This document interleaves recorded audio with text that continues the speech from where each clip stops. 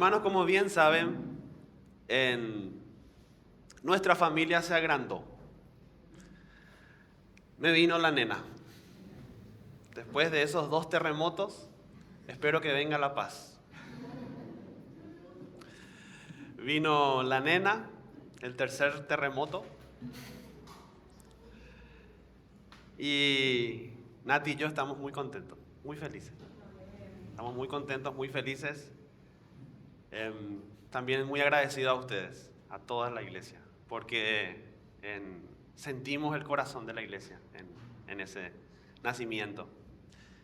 Y nuestro deseo con Nati, y también el deseo de cada papá y de cada mamá, es cuidar a sus pequeñitos, ¿verdad? Es cuidar a sus hijos, es guardarle de todo mal, es protegerles. ¿Por qué? ¿Por qué existe esa realidad en nosotros naturalmente? ¿Por qué? ¿Porque hay una ley paraguaya que nos obliga a cuidar a nuestros niños? ¿O porque amamos a nuestros hijos? Porque los amamos. El amor que nosotros sentimos para con ellos nos impulsa a hacer buenas obras. No es algo externo, sino es algo interno. De la misma forma, hermanos, de la misma forma, cuando nosotros tenemos un encuentro real y genuino con Dios por medio de su Hijo Jesucristo, nace en nosotros ese deseo precioso de obedecerle. Porque la felicidad del hombre, hermanos, son 2 cosas. 1, estar unidos a Cristo por medio de la fe. Y 2, tener comunión con el Padre por medio de Jesucristo. Y nuestra unión con Cristo se da por medio del Evangelio. Y nuestra comunión con Cristo también se da por medio del Evangelio. Por eso, hermano, es de vital importancia que el mundo conozca las buenas noticias y que nosotros sigamos interiorizando esa gran noticia, la noticia de que Dios nos ha salvado para que podamos hacer su perfecta voluntad. Vayamos Tito capítulo 3, verso del 1 al 7, con la ayuda del Señor.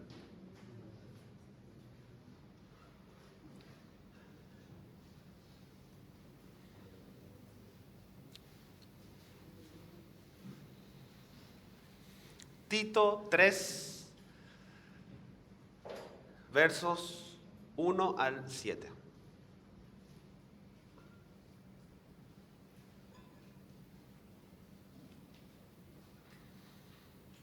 Amén. Verso 1. Recuérdales que se sujeten a los gobernantes y autoridades, que obedezcan, que estén dispuestos a toda buena obra, que a nadie difamen, que no sean pendencieros, sino amables, mostrando toda mansedumbre para con todos los hombres. Porque nosotros también éramos en otro tiempo insensatos, rebeldes, extraviados, esclavos de concupiscencia y deleites diversos, viviendo en malicia y envidia, aborrecibles y aborreciéndonos unos a otros. Pero cuando se manifestó la bondad de Dios, nuestro Salvador, y su amor para con los hombres, nos salvó, no por obra de justicia que nosotros hubiéramos hecho, sino por su misericordia, por el lavamiento de la regeneración y por la renovación en el Espíritu Santo, el cual derramó en nosotros abundantemente por Jesucristo nuestro Salvador, para que justificados por su gracia viniésemos a ser herederos conforme a la esperanza de la vida eterna. Oremos en esta mañana para que realmente el Señor pueda hablarnos conforme a su palabra.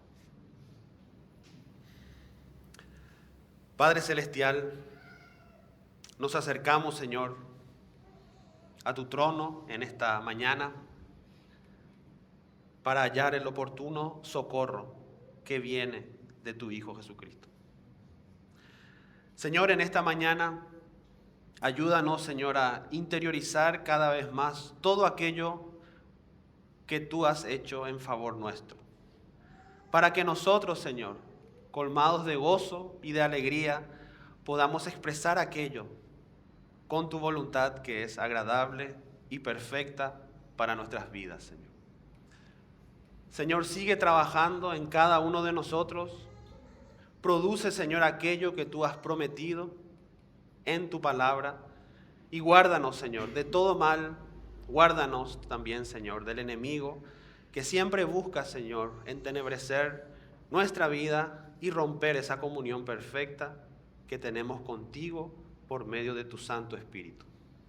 Espíritu Santo, en esta mañana te pedimos, Señor, que nos reveles a Jesucristo. Y te pedimos, Señor, que nos ayudes en cada cosa que vamos a declarar conforme a tu palabra. Guárdanos y protégenos. En el perfecto nombre de Jesús oramos. Amén. Hermanos, para que nosotros podamos tener una interpretación correcta de las Escrituras, es necesario que nosotros podamos entender algunos conceptos básicos para que cuando leamos su palabra, el Espíritu Santo pueda hacer esa obra de edificación a nuestras vidas. Si nosotros tenemos una teología herética, vamos a leer la Biblia como herejes y eso nos va a llevar a la apostasía. Ahora, nosotros podemos tener teologías incompletas o doctrinas incompletas, entonces vamos a leer la Biblia resaltando algunas cosas, pero no resaltando otras cosas. Y eso lleva a que la comunión con Cristo no sea completa. Lo ideal, hermanos, es que con la ayuda del Espíritu Santo nosotros podamos resaltar aquello que el Espíritu Santo resalta por medio de su palabra y todos los aspectos de su palabra puedan ser también aspectos de nuestras vidas a tal punto que nosotros nos convirtamos en libros abiertos, en un testimonio vivo y real de la obra de Dios por el Espíritu en nuestros corazones. Y a veces, hermanos, tenemos esta frase que es bíblica, pero que puede ser un poco incompleta. Escuchen bien la frase. El Evangelio va a producir automáticamente en nosotros buenas obras. ¿Eso es correcto? Sí, pero no solamente eso resalta la Biblia, también la Biblia resalta otras cosas. Así que por un lado tenemos esa afirmación correcta, pero podríamos decir que si enfatizamos solo eso, estamos desechando otras cosas. Después hay otra frasecita que naturalmente se quiere divorciar de esa primera frase. Decimos, bueno, el Evangelio es para el mundo, no para la iglesia, porque la iglesia ya tiene el Evangelio. No es necesario que la iglesia recuerde el Evangelio. Ahora tenemos que enfatizar las obras, a ponerse las pilas, diligencia, responsabilidad. Vamos, hermano, hicieron un compromiso y tienen que venir todas las iglesias. Vamos, vamos, fuerza, fuerza, fuerza, fuerza, fuerza, fuerza. ¿Qué pasa ahí? ¿Esa afirmación es bíblica? Sí, pero incompleta. Porque las buenas obras vienen por la obra perfecta de Cristo.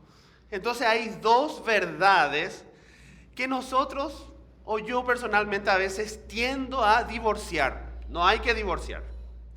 Por un lado, tenemos que recordar el glorioso Evangelio de Cristo.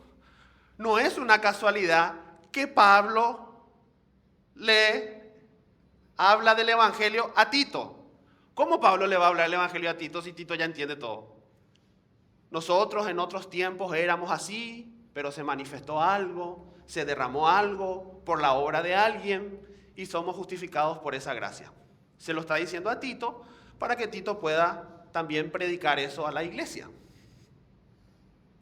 Entonces hay una afirmación que nosotros debemos tener siempre en el corazón. Es la obra de Dios en el corazón del creyente. La palabra dice, hermanos, que es Dios el que nos da un nuevo corazón.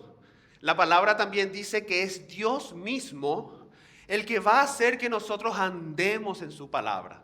La palabra también dice que Él es el que produce en nosotros tanto el querer como el hacer. Y también su palabra dice, hermanos, que lo que Él empezó, Él mismo lo va a perfeccionar hasta el día del Señor. Y a todas esas afirmaciones nosotros debemos decir amén.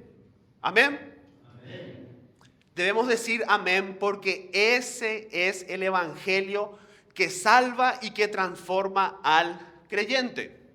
Esa es una verdad que debe estar en nosotros hasta la venida del Señor y hasta la eternidad misma. Eso es lo que la palabra resalta y lo que la palabra quiere de cada uno de nosotros.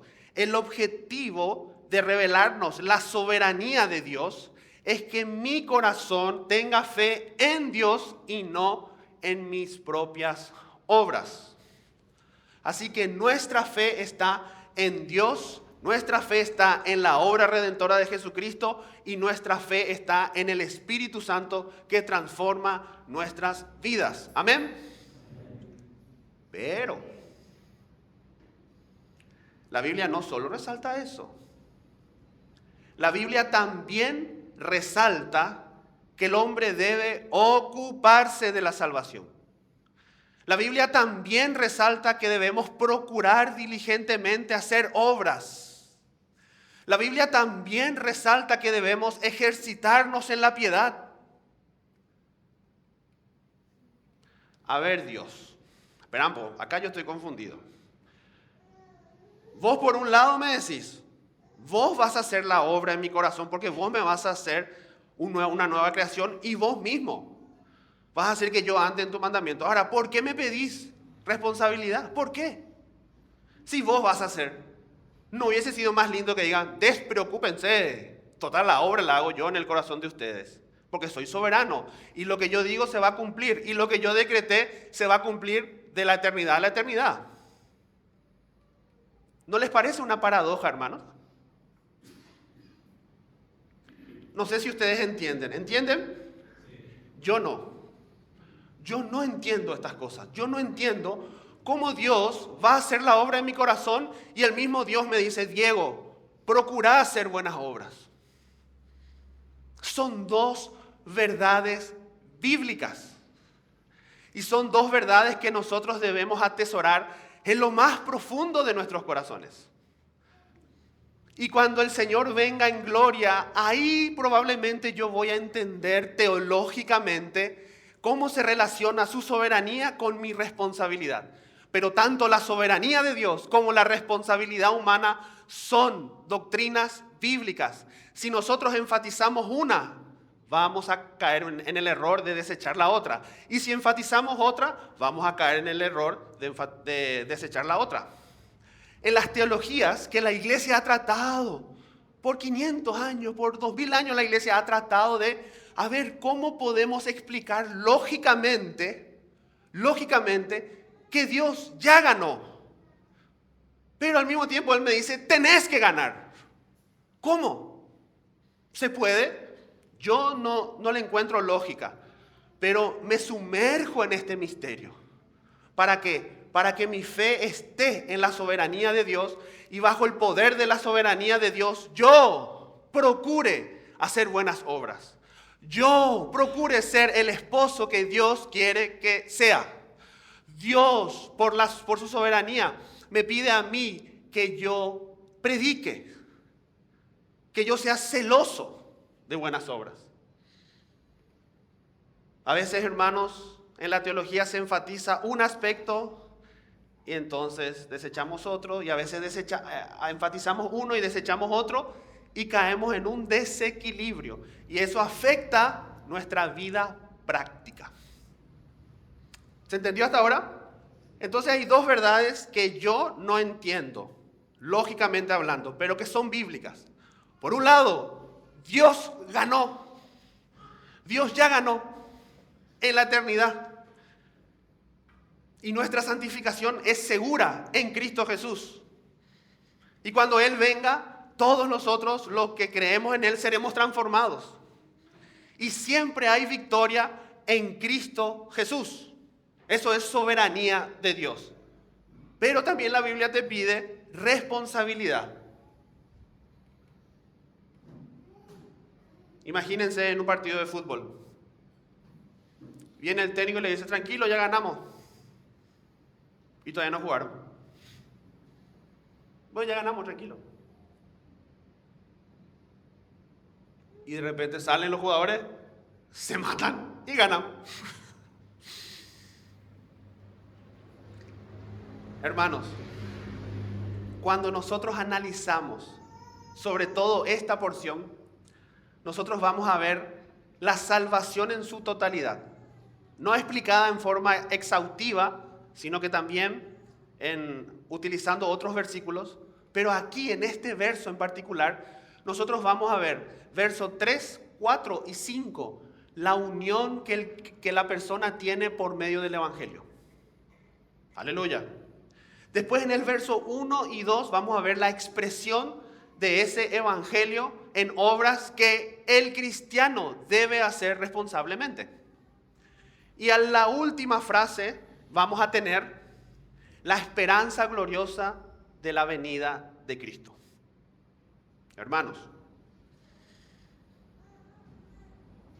cuando nosotros buscamos enfatizar solamente un aspecto, en nosotros se rompe algo que se llama comunión.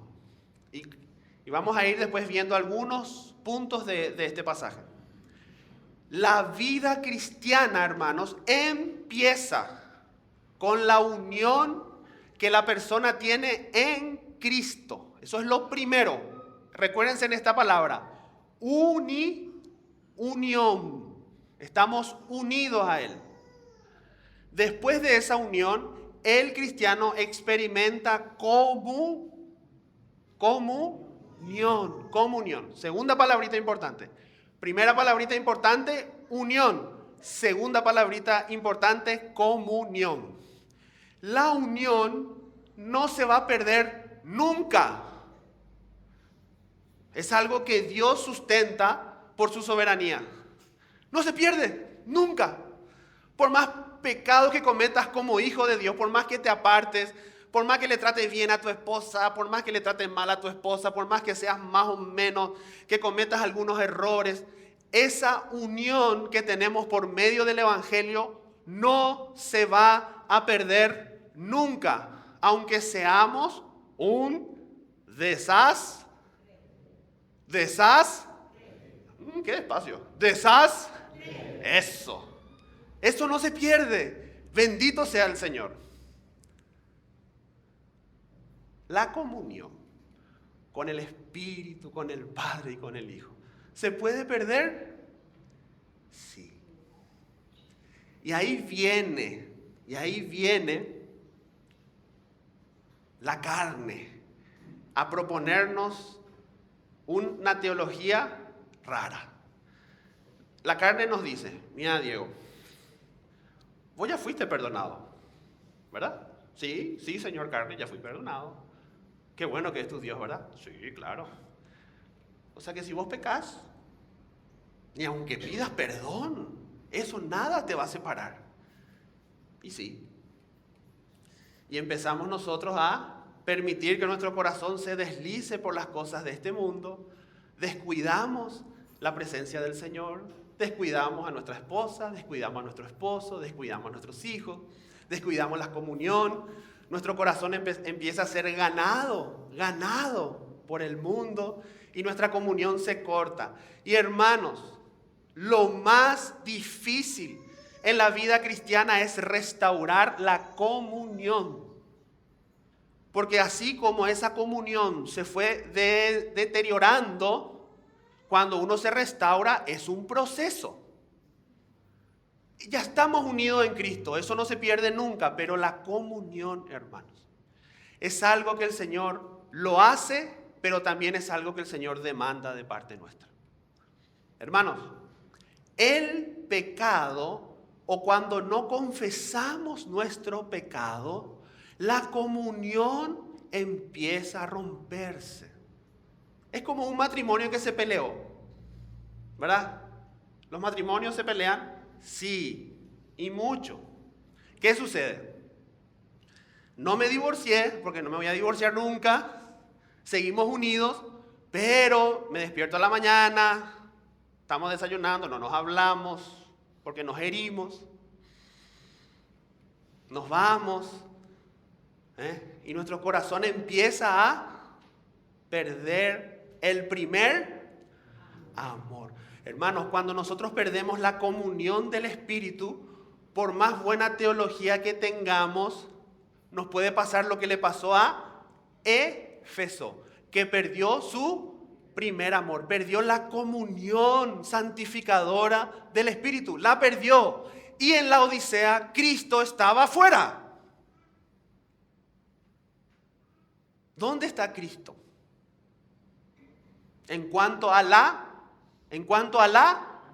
comunión.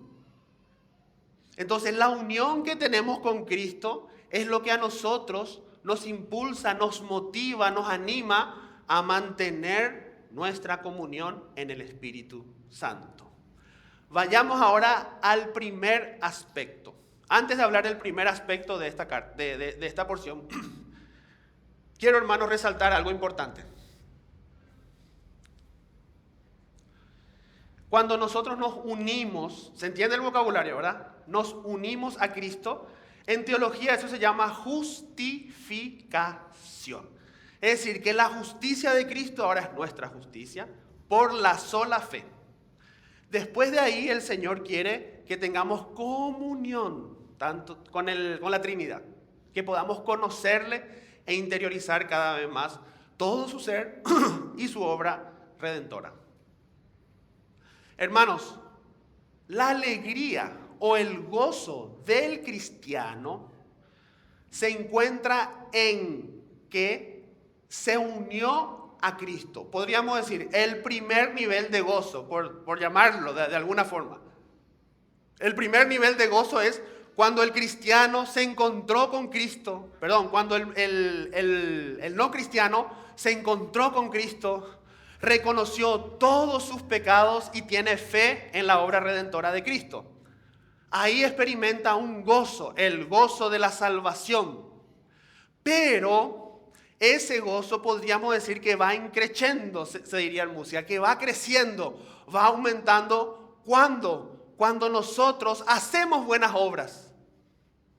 ¿Se va entendiendo? La gracia de Dios produce en nosotros un gozo en la justificación y produce un gozo en la santificación.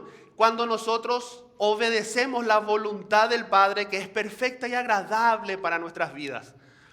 Hermanos, ese es el engaño de Satanás. Satanás te dice, Dios te salvó, alegrate. Bueno, pero alegrate por 2 minutos. Porque ahora empieza una vida santificadora que te va a costar, te va a costar, te va a costar, te va a costar y te va a sacar el gozo. ¡Mentira! El deleite más grande del hombre es obedecer a Dios. Eso dicen los salmistas, me deleito en tu ley. Mi alimento diario es hacer tu voluntad. Ahí está el engaño, hermanos. ¿Van viendo el engaño? El engaño es, la salvación es cuando te salvaste, allá hace 20 años. Ahora un desastre. No, ese es el engaño. El engaño es que el gozo del Señor se va manifestando y manifestando y manifestando cada vez más mientras yo aplico a mi vida su perfecta voluntad. ¿Acaso Jesús no dijo eso? ¿Acaso Jesús no enseñó eso? Si guardáis mis mandamientos, permaneceréis en mi amor. Así como yo he hecho la voluntad de mi Padre, permanezco en su amor. Y estas cosas os he hablado para que mi gozo sea vuestro gozo y vuestro gozo sea cumplido. ¿Ven? Juan 15, verso, no sé si 10 o 11 por ahí. ¿Van viendo el engaño de Satanás? Ahora hay que sujetarse a las autoridades. Si yo aprendo a sujetarme a las autoridades con la visión bíblica es un gozo. Es un gozo. ¿El problema cuál es? Que nosotros en la vida cristiana somos así. Diego, te toca predicar. Las autoridades, ay, no estoy pagando los impuestos. Me pongo las pilas a pagar los impuestos para no pasar vergüenza delante de mi conciencia. Diego, tenés que autorizar. Y así actúo yo, hermano. Estoy hablando de mí. Diego, tenés que predicar sobre esto. Ay, me pongo las pilas. ¿Eso es bueno? Sí, hermano, no es malo eso. Pero el objetivo de la vida cristiana es que a través de la sujeción y de los mandamientos de Dios yo experimente un gozo, no una acusación, un gozo. Nuestra mente debe ser transformada por el Evangelio para que yo me levante a la mañana y le diga, mi esposa, qué linda que sos. Eso te va a hacer feliz. Pero como nos peleamos entre nosotros, tenemos que pasar por la tribulación del perdón. Pero esa palabrita perdón es una palabrita que restaura la comunión con Dios. Entonces si yo digo, mi amor, ayer me equivoqué, perdón, hijo, perdón, papá, perdón, vecino, perdón. ¿Saben cuándo empezamos a pedir perdón? El gozo vuelve. El gozo vuelve. Automático. Y empezamos nosotros a estar felices. Y eso nos anima ¿a qué? A seguir perseverando en la vida cristiana. Así que el Señor nos ayuda a tener una buena teología, que podamos enfatizar la soberanía de Dios, pero que también podamos enfatizar la responsabilidad del hombre. A veces necesitamos algunos consejos prácticos y a veces necesitamos volver al Evangelio, porque eso es lo que la Biblia hace. Que el Espíritu Santo nos ayude, hermanos. Amén. El gozo transformador del Espíritu, que empieza por la misericordia de Dios y se extiende a la vida eterna. Qué maravilloso es el Evangelio. Qué hermosa es la obra redentora de Dios en nosotros. Vayamos, hermano Tito, el verso 3. Vayamos al gozo que experimenta el no cristiano por encontrarse con Cristo. El gozo de la unión, vamos a llamarle a esta porción. El gozo de la unión.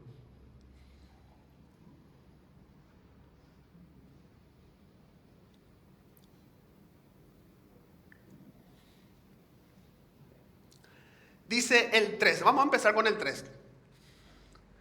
Porque nosotros, Tito, Pablo, cada uno de nosotros también éramos en otro tiempo insensatos, rebeldes, extraviados, esclavos de concupiscencia, de deleites diversos, viviendo en malicia y envidia, aborrecibles y aborreciéndonos unos a otros.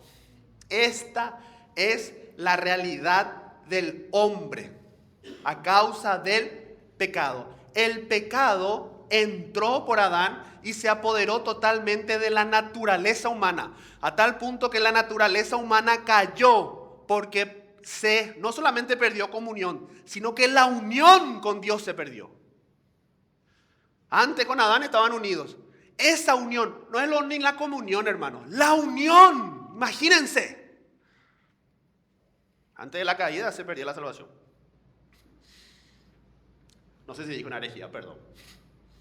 Pero hermanos, es importante que podamos nosotros entender estas cosas.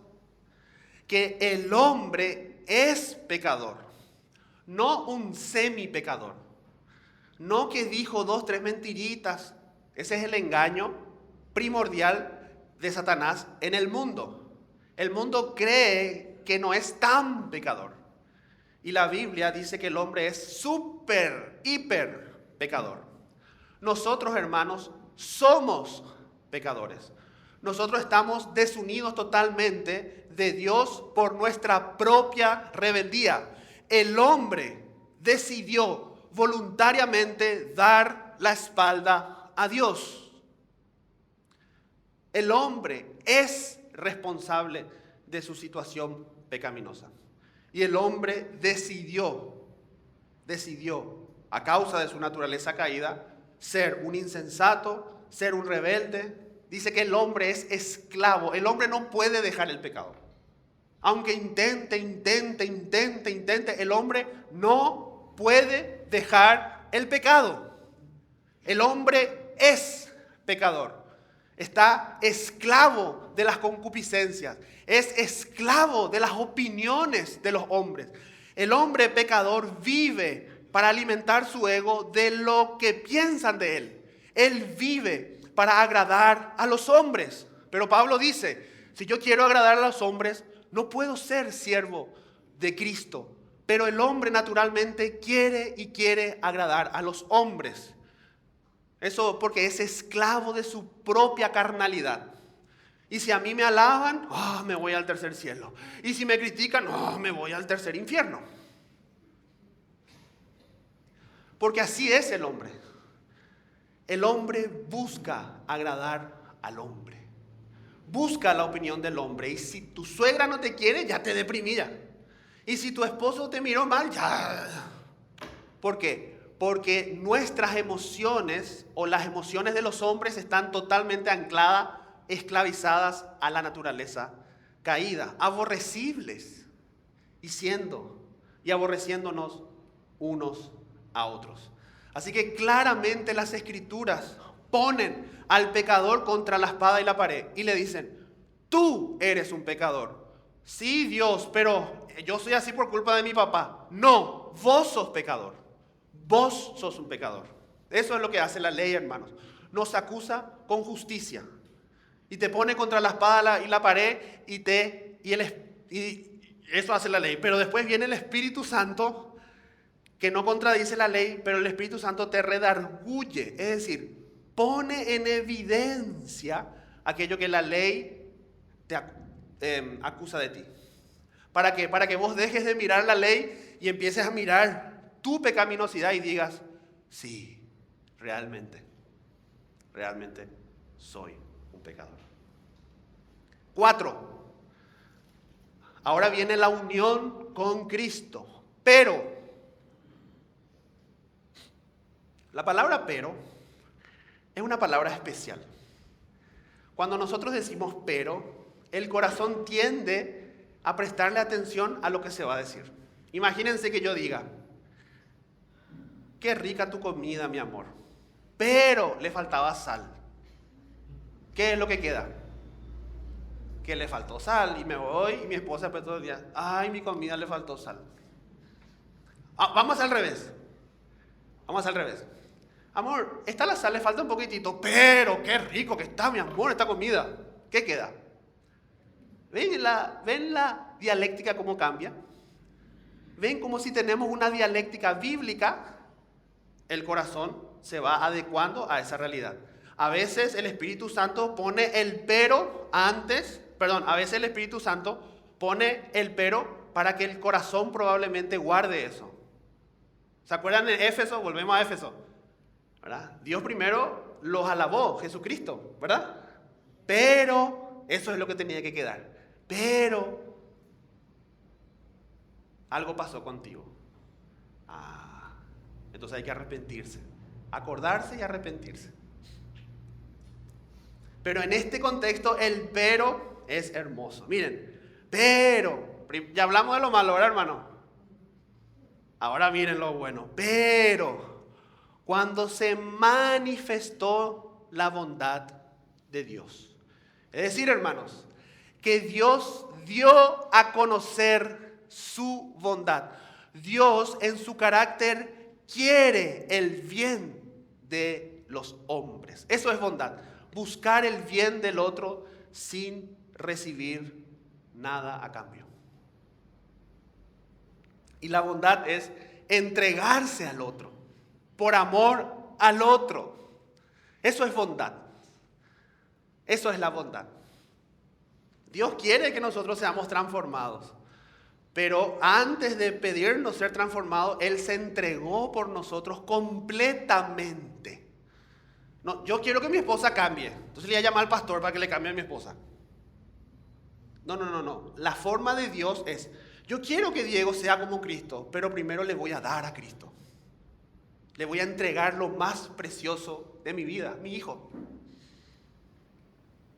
Y así nosotros vamos siendo movidos desde el interior para ser también nosotros bondadosos, que lo vamos a ver después. Primero está la bondad de Dios que se manifiesta al hombre entregándonos obviamente a su Hijo. Continuamos diciendo, la bondad de Dios, nuestro Salvador, y su para con los hombres. Es decir, aquí amor no es tanto ese amor sacrificial, ese amor ágape. En este contexto es el amor, el sentimiento profundo, el afecto infinito, bondadoso que Dios tiene por todos los hombres. No existe acepción de personas en el ser de Dios. No, Él ama a todos los hombres. Él quiere que el pecador se arrepienta. Y estando nosotros muertos, nos amó. Y si es que nosotros tenemos algún afecto por Él, es porque Él nos amó a nosotros primero. Y este amor bondadoso, que es más en este contexto, lo lleva a Él a ser un amor sacrificial. Es decir, este amor bondadoso le ha llevado a Dios a sacrificarse por el hombre, por amor. Cristo es el amor vivo del Padre. Cristo. Y si el Espíritu fue derramado es por Cristo, por Él, solamente por Él. No hay amor más grande como el de Cristo para con nosotros. Y esa es la expresión verdadera del Padre. Cristo, como se dijo en las primeras prédicas, Cristo es la expresión exhaustiva y perfecta del Padre. Aunque nosotros no lo podamos ver en plenitud y capaz ni en la eternidad. Pero si algo podemos ver de eso, hermanos, si algo, Pablo decía, a oscuras todavía veo. Si en medio de la oscuridad hay una luz, esa luz es Cristo. Cristo, hermanos. Cristo va a salvar tu vida. Cristo va a salvar al pecador. Así que no hay acepción de personas. Cristo muere por todos. Y esa salvación se hace efectiva por la fe. Dice nos 5. Vimos primero que se manifestó el amor del Padre y la bondad del Padre y el amor del Padre. Y bajo esa base dice el 5, ¿qué dice? Nos salvó. Nos salvó. Es decir, después de esta vida, hermanos, hay algo que la Biblia llama, y que a veces nosotros queremos esconder un poquitito, se llama la ira de Dios. ¿Por qué la ira de Dios? Porque el hombre ha pecado contra la santidad eterna de Dios. Y el castigo será eterno. Porque eso es justo. Entonces, primeramente nos salvó de la ira venidera y nos introdujo al reino de su Hijo. Continúa el texto diciendo, no por obras de justicia que nosotros hubiéramos hecho, sino por su misericordia, por el lavamiento de la regeneración y por la renovación en el Espíritu Santo.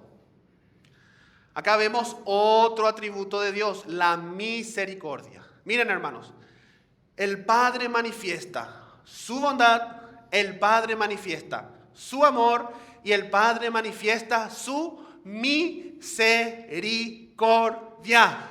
El Padre manifiesta su bondad, el Padre manifiesta su amor y el Padre manifiesta su misericordia. ¿Cómo la manifiesta? Diciendo, yo te voy a unir a mi hijo. ¿Y sabes lo que tenés que hacer vos? Yo le voy a mandar a mi hijo a que muera. ¿Sabés qué tenés que hacer vos? Nada. Eso es muy difícil de aceptar. Nada. Cree en mi hijo.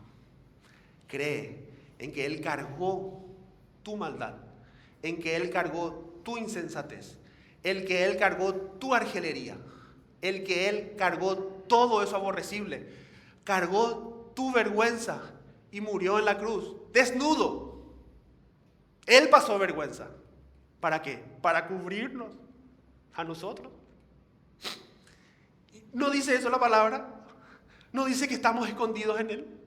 Porque cubrió nuestra vergüenza.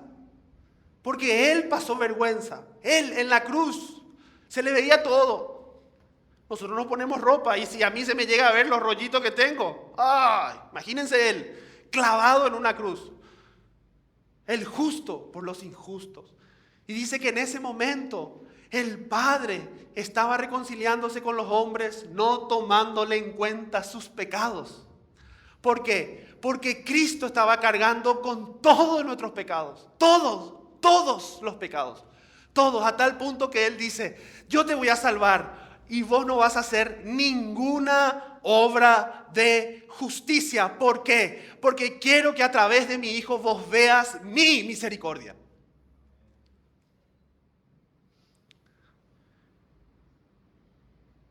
¿Se acuerdan del carcelero? Entró en miedo y ¿qué le dijo a Pablo? Pablo, ¿qué debo hacer para ser salvo? Pórtate bien. ¿Eso le dijo? Cree en el Señor Jesús y serás salvo. De tal manera amó Dios al mundo que ha dado a su Hijo para que todo aquel que crea en Él no se pierda, mas tenga vida eterna. Ahora estamos unidos a Dios por Cristo Jesús, por medio de la sola fe. Romanos 5:1. Justificados pues por la fe tenemos paz para con Dios. Y qué interesante que esta es la salvación para unirnos a Cristo y que Pablo le recuerda a Tito. ¿No es hermoso recordar también nosotros eso, hermano? ¿No nos ayuda también eso a nosotros a mantener una comunión real y verdadera con el Señor?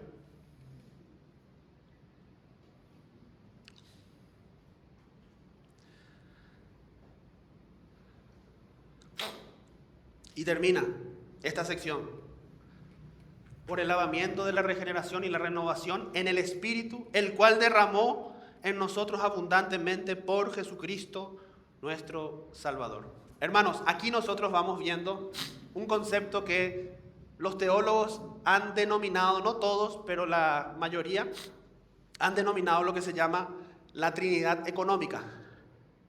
¿Qué significa? Que en la salvación del hombre hay roles distintos en las personas de la Trinidad.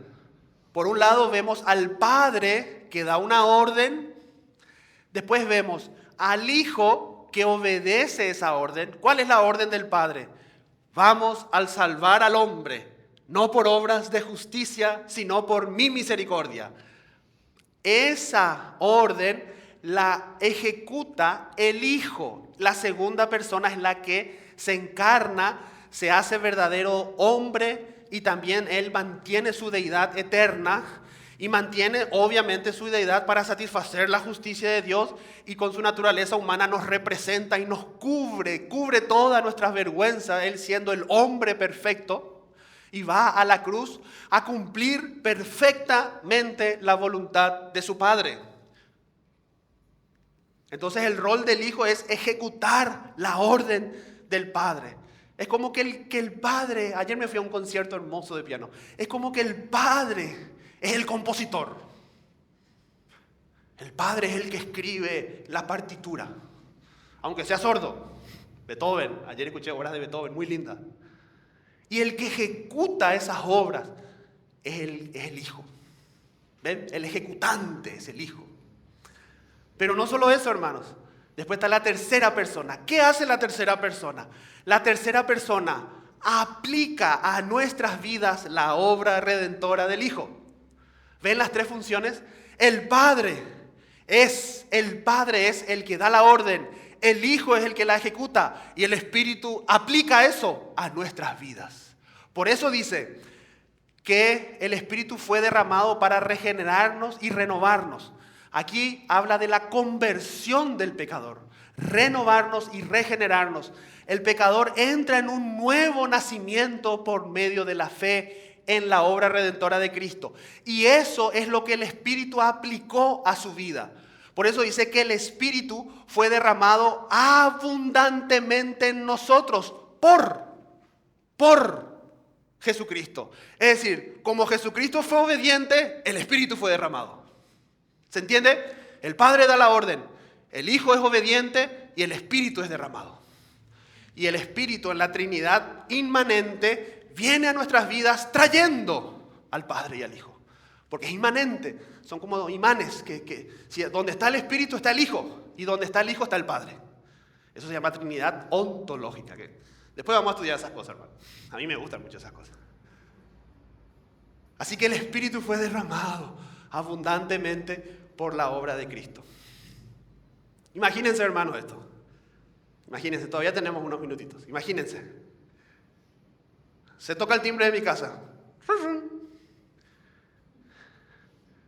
Jesús. Hola, Diego. Señor. Me voy y le abrazo y le toco su cara. Vení, pues. Vamos a tomar tereré. Vamos a tirarme a la parrilla. ¿Qué? Vamos, vení. Bueno, vamos. Quédate, estamos ahí todos temblando ahí en casa, ¿verdad? Feliz porque Jesús está en casa. Y está ahí con nosotros. Y está ahí Jesús está ahí. Y de repente Jesús dice, che, Diego, ¿me puedo quedar a dormir? Toma mi cama. Amor, salí. Los chicos, salí. Jesús, vení. Y mi esposa, sí, claro. Mi hijo, papá, yo... Jesús, vení acá. Al día siguiente, ¿hay algo para desayunar? Me voy al mercado, compro, así gasto toda mi plata. Porque Jesús está conmigo. Y de repente Jesús quiere hacer una reunión con nosotros. Y nos dice, ¿están felices que yo esté? ¿Cómo no vamos a estar felices que vos estés acá? Claro, Jesús, vos sos. Bueno, es necesario que yo me vaya. ¿A ver? ¿Por qué te vas a ir? ¿Querés más yogur? ¿No te gustó la leche? Amor, sal, no, es necesario que yo me vaya. ¿Y por qué, Señor? Porque yo no solamente quiero estar con ustedes, yo ahora quiero estar en ustedes. Esa es la revelación del cristianismo que se diferencia con todas las millones de religiones. El Dios de la gloria no solamente quiere crear un paraíso en tu casa, Él quiere primeramente crear el paraíso en tu corazón.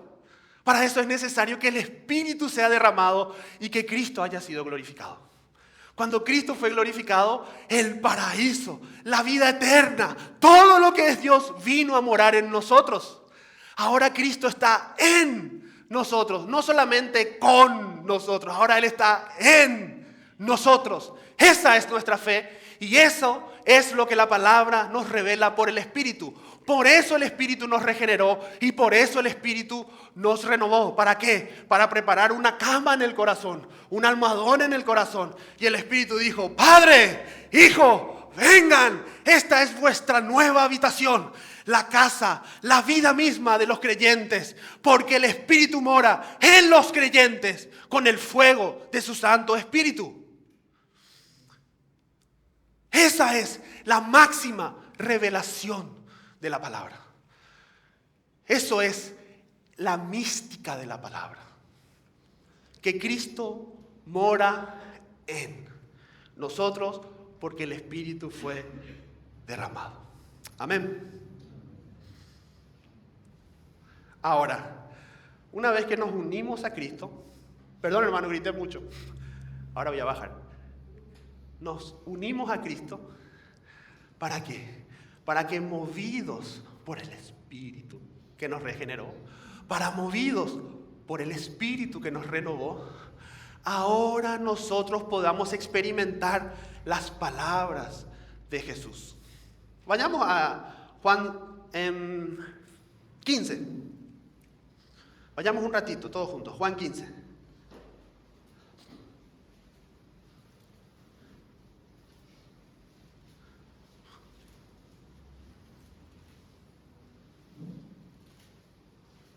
A ver qué versículo.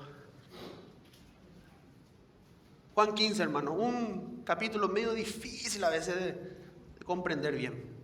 Espero que el Señor nos ayude. Juan 15, ¿tenemos? En el verso 5 al final dice, separados de mí, nada podéis hacer. Miren a dónde, una vez que estamos unidos a Cristo por la sola fe en el Evangelio, Jesús declara en el verso 10 lo siguiente: si guardareis mis mandamientos, permaneceréis en mi amor, así como yo he guardado los mandamientos de mi Padre y permanezco en su amor. Estas cosas os he hablado para que mi gozo esté en vosotros y vuestro gozo sea cumplido.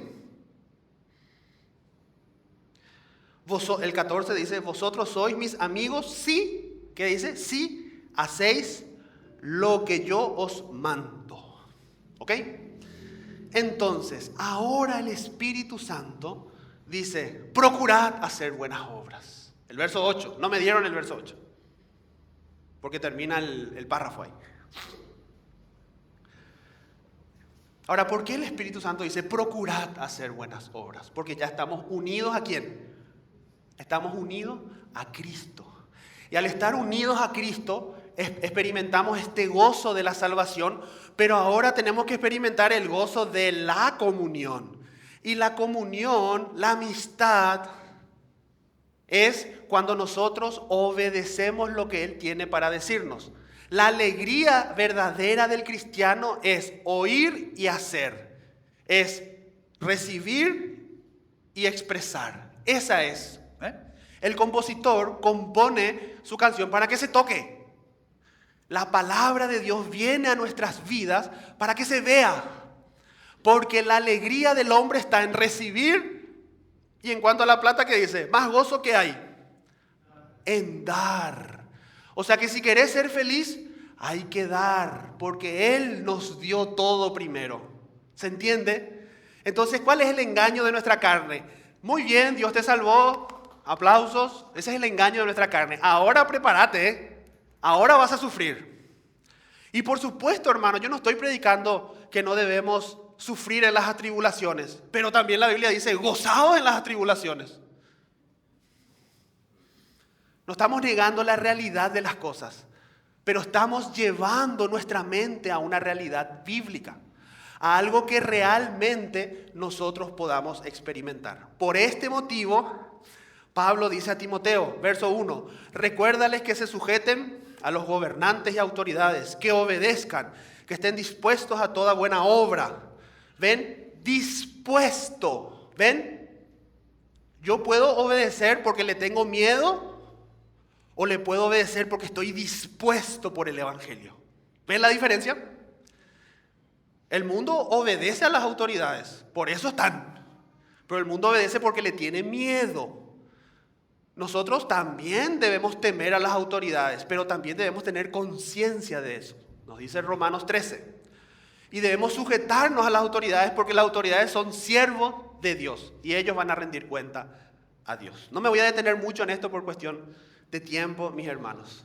Lo que sí quiero es resaltar la disponibilidad a la obediencia y a la sujeción. Hay una sujeción en la Trinidad misma. Debe haber una sujeción en la iglesia y también para con las autoridades, porque es la forma en que el Espíritu nos predispone a toda buena obra. Miren lo que dice a la iglesia, que no difamen y que no sean peleones. Difamar, manchar la integridad de otra persona mintiendo. Y eso lleva a pleitos, peleas. No hay que ser peleones. No hay que ser peleones.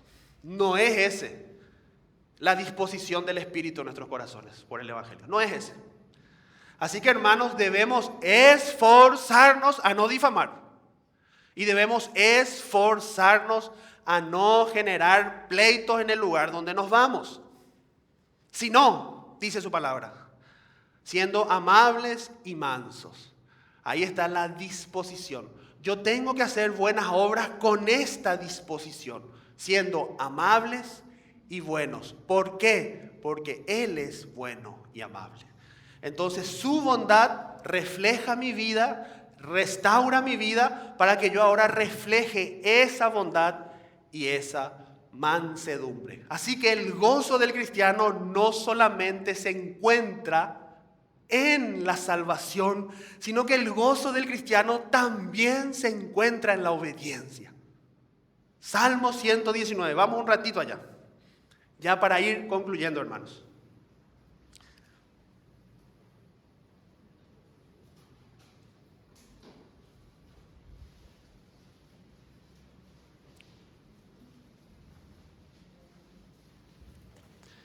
Vamos a hacer un expositivo ahora del 119.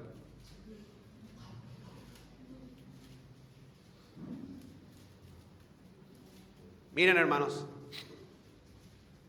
solamente vamos a leer versículos. ¿Para qué? Para que nuestra mente ahora pueda entender la alegría que produce la obediencia a Dios dada por el Evangelio. Y ya con esto vamos terminando. 47. Me regocijaré, 119, 47. Me regocijaré en tus mandamientos, los cuales he amado. ¿Qué dice? Eso. Alabaré asimismo mis manos a tus mandamientos que amé y meditaré en ellos. Miren lo que dice el 70. La segunda frase del 70 dice: mas yo en tu ley me he regocijado. El 117 dice: sosténme y seré salvo y me regocijaré siempre en tus... Exactamente. Así que, hermanos, claramente el gozo, y Romanos 7, ¿qué dice? En el hombre interior, ¿qué dice? Cuando habla de ese conflicto entre la carne y el hombre interior, ¿qué dice del hombre interior? En la ley se deleita. Me deleito en tu ley, en el hombre interior. O sea que la gracia de Dios produce dos deleites, dos gozos. Primero el de la salvación y después el de la comunión. Es felices, nos sujetamos, felices. Es lo más difícil. A mí me cuesta muchísimo sujetarse a nuestros pastores. ¿Saben por qué? Porque son mis hermanos. Y yo le quiero romper la cara a veces. Y ellos también a mí. Porque entre cuando éramos chicos, bueno, yo no me peleaba tanto, pero entre esos dos se garroteaban siempre. Hermanos, pero llega un punto donde Dios se manifiesta y empieza a ser un gozo. Empieza a ser un gozo. Empieza a ser un gozo sujetarte a tu esposo. ¿Por qué? Por la obra de Cristo.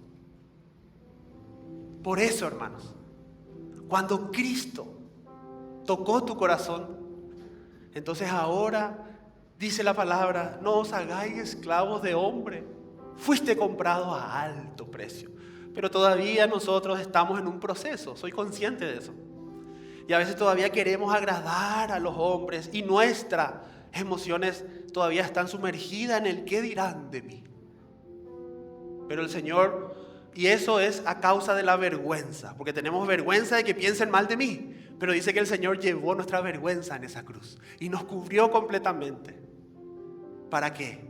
Para que ahora en la gracia experimentemos el gozo transformador, el gozo de su Espíritu, el gozo de la salvación, el gozo de hacer buenas obras. ¿Para qué? Para que vivamos para la gloria de Dios. Predicar con gozo, lavar los platos con gozo, qué difícil. Barrer la casa con gozo. Amarle a tu esposa con gozo, llevarle a los niños con la abuelita para después tener un momento que el Señor creó para el matrimonio con gozo, disfrutándonos unos a otros, la expresión verdadera y pura del amor.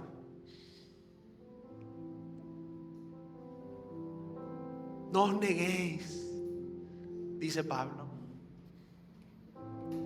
A veces nosotros decimos: ¿viste? No os neguéis, dice. Pero no es esa la disposición. El marido tiene que ser romántico, tiene que ser bueno, tiene que ser servicial, tiene que preparar el desayuno y decirle: para mi amada esposa, te amo, vamos a irnos a comer, vos y yo, a un lugar rico. Hoy cobré, tengo 200.000 guaraníes, me voy a gastar todito. Che, los niños, papá, abuelito, le voy a cuidar a mi hijo 3, 4 horas. Yo tengo 3, si alguien se ofrece. El matrimonio es lo más real que se va a acercar cuando Él venga, hermanos. Restauremos nuestra casa, no tengamos miedo, no tengamos vergüenza de pedir perdón, no tengamos vergüenza. Nuestra vergüenza fue clavada en aquella cruz y hoy estamos cubiertos con las pieles del Evangelio. Amémonos como Cristo nos amó. Eso es posible porque Cristo ahora ya no está con, sino que está en nosotros. Es necesario que yo me vaya, es necesario que yo me vaya, es necesario que yo me vaya. Porque voy a preparar una camita nueva y va a transformar todo nuestro interior. Y termina, hermanos, este pasaje con: por su gracia somos justificados y tenemos una esperanza, la esperanza de la vida eterna. Hermanos, hay gozo en la salvación, hay gozo en la obediencia y, hermanos, hay gozo también en la esperanza. ¿Acaso no dice eso las Escrituras? En el verso 2 de allá, Romanos capítulo 5, verso 2 dice: y nos gloriamos en la esperanza. Romanos 12:12, gozaos en la esperanza, sufridos en la tribulación, constantes en la oración. Triple gozo, ¿verdad, hermano? Porque estamos unidos a Cristo, porque su voluntad produce gozo y porque la esperanza de su segunda venida, ese gozo se va a extender por toda la eternidad y seremos felices con el Señor, con Cristo por siempre y para siempre. Justificados pues por su gracia, tenemos paz para con Dios. Terminamos, hermanos. Un minutito más. En esta semana yo le pregunté al Señor: ¿cómo, Señor, aplico este gozo a mi corazón? Porque no es fácil. Hay situaciones reales. ¿No viste por mis hijos? ¿No viste por mi jefe? ¿No viste por el cliente ese cómo me trata? ¿Cómo aplico, Señor, eso a mi vida? ¿Cómo? Y ahí el salmista dice: ¿por qué te abates, oh alma mía? ¿Por qué te abates, oh alma mía? Y el salmista habla consigo mismo y dice: oh alma mía, bendice a Jehová. Oh alma mía, bendice al Señor, porque Él perdonó todas tus iniquidades y porque Él puede sanar todas tus dolencias. Entonces a veces, hermanos, tenemos que llevar nuestro corazón hacia esa dirección, porque si nosotros no llevamos nuestro corazón hacia esa dirección, el corazón se va solito hacia la otra.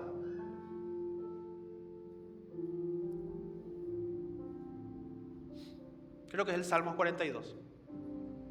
¿Por qué te abates, oh alma mía? Y el 41 también. ¿Por qué te abates, oh alma mía? Podemos terminar leyendo ese salmo y con esto concluimos. Creo que es el 42.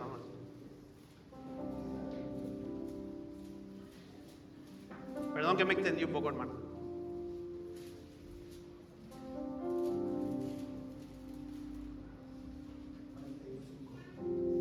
43:5 y 42:11. Miren lo que dice.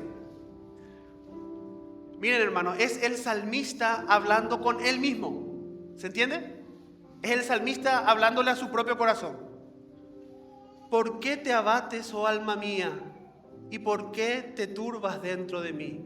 Espera en Dios, porque aún he de adorarle, salvación mía y Dios mío. Así que en forma práctica, hermanos, hablemosle al corazón y diga: cuando nos despertamos se despierta toda nuestra miseria, todo nuestro problema. Y ahí, oh alma mía, todavía alabaré a Dios, porque Él es mi Salvador y Él es mi Dios. Y en esa gracia nos vamos a la cruz, nos vamos a la oración, nos vamos a la reunión, nos vamos al desayuno y nos vamos al trabajo, para glorificar y experimentar en cada situación de nuestras vidas el gozo eterno de su Evangelio. Que el Señor les bendiga, que el Señor les guarde y que el Señor proteja cada área de nuestras vidas. Amén.